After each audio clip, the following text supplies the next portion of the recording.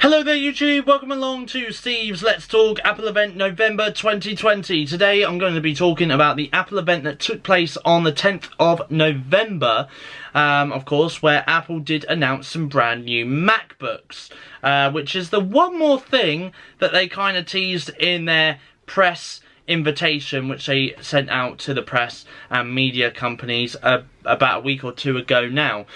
So of course, let's talk then about the MacBooks that have been announced. So we're going to start with the M1 chip, because Apple opened the presentation by talking about not a product but a component. The M1 chip, the company's first commercial available ARM processor for Mac. The significance of the M1 would become clear as the event went on. The M1 is made using a 5nm production process and offers twofold improvements. It significantly boosts performance but also prolongs battery life. It can achieve this thanks to the inclusion of 8 cores, 4 of which are high performance and 4 of which are high efficiency.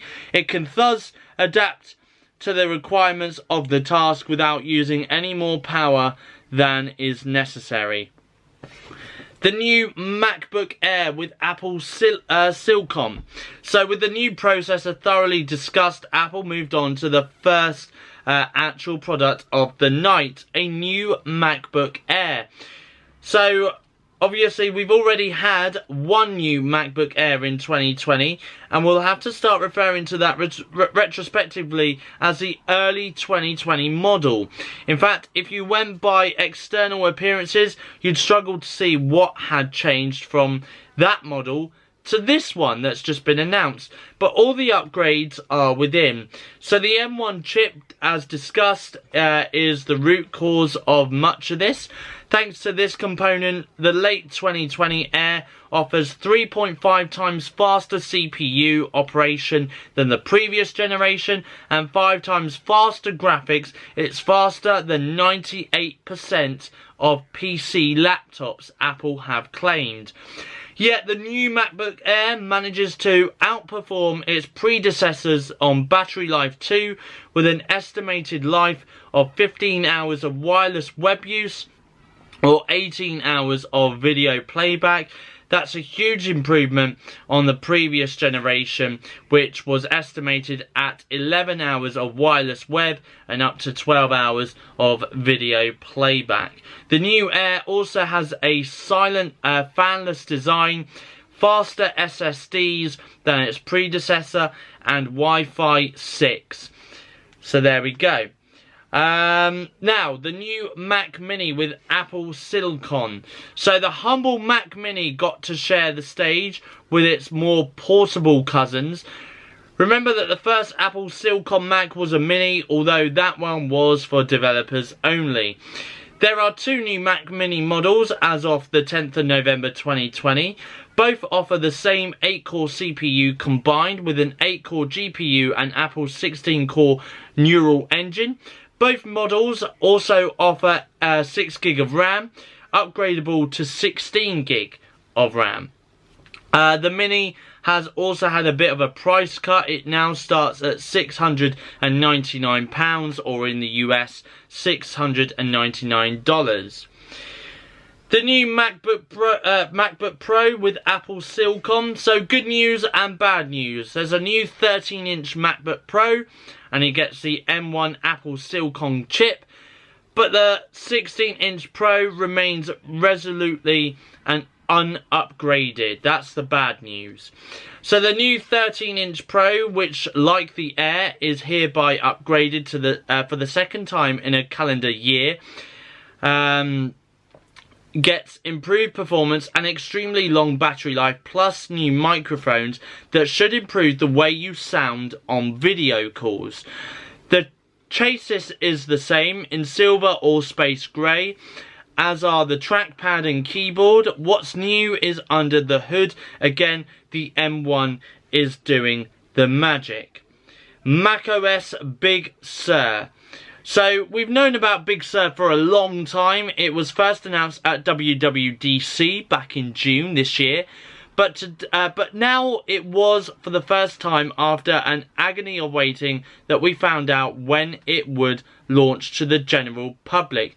The answer is pretty much now. From the 12th of November 2020 onwards is when Mac users are able to now download macOS Big Sur on their Mac products.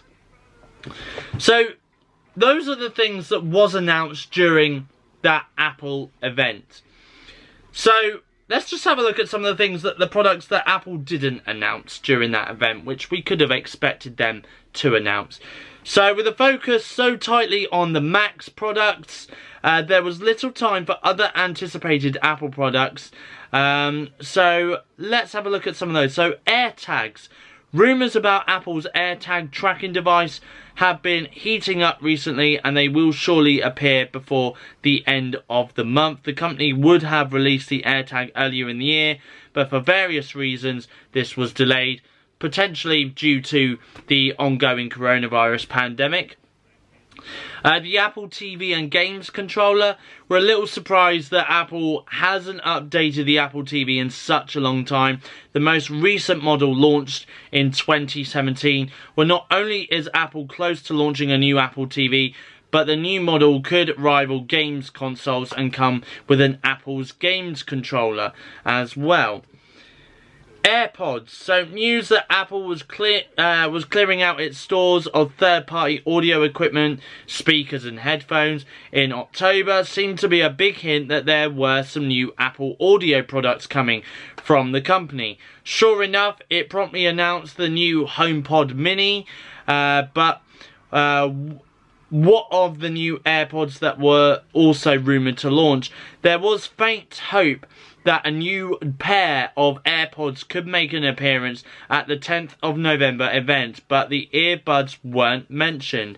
Aside from an update to the standard and Pro versions, it's believed that there are two new types of AirPods coming: a cheaper version of the AirPods Pro, known as AirPods Lite, and the over-ear AirPods Studio. Of the two, the Studio version probably has more evidence to support it.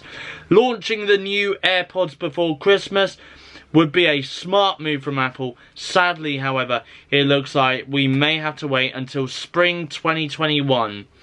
So there we go. So yeah, that's a little bit of bad news there, unfortunately. But there we go. That is everything that was announced at this Apple event during November, during its November event. Of course, it was purely focused on the Mac products, and of course that M1 chip as well, that's obviously featured inside some of those new MacBook and Mac products as well. Hope you guys enjoyed this video. If you have enjoyed this video, please give it a thumbs up, and of course if you would like to leave your thoughts on the Apple event, maybe you want to voice your opinions on that, then please do let me know in the comments section down below. Would be much appreciated. And if you are new to my YouTube channel, SteveOfficial, welcome to SteveOfficial, and don't forget to hit the subscribe button down below. Again, that would be very much appreciated. But that's all from me. It's goodbye. Thank you for watching, and I'll see you guys in my next YouTube video.